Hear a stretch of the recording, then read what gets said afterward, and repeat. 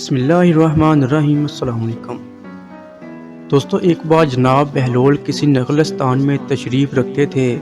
ایک تاجر کا وہاں سے گزر ہوا۔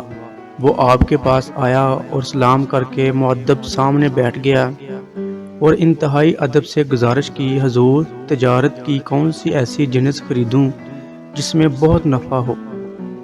جناب بہلول نے فرمایا، کالا کپڑا لے لو۔ تاجر نے شکریہ ادا کیا اور الٹے قدموں چلتا واپس چلا گیا۔ جا کر اس نے علاقے میں دستیاب تمام سیاہ کپڑا خرید لیا۔ کچھ دنوں بعد شہر کا بہت بڑا آدمی انتقال کر گیا۔ ماتمی لباس کے لیے سارا شہر سیاہ کپڑے کی تلاش میں نکل کھڑا ہوا۔ اب کپڑا سارا اس تاجر کے پاس ذخیرہ تھا۔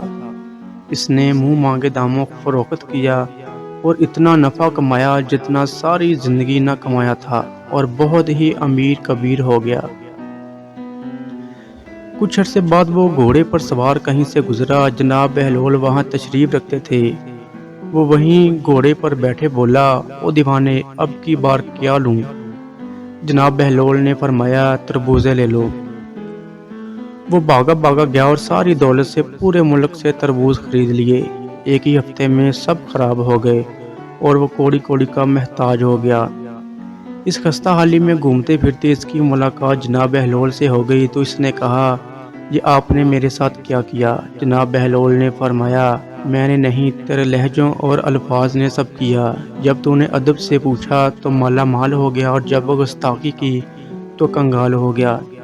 دوستو، اس کو کہتے ہیں با ادب با نصیب، بے ادب بے نصیب۔ اللہ حافظ۔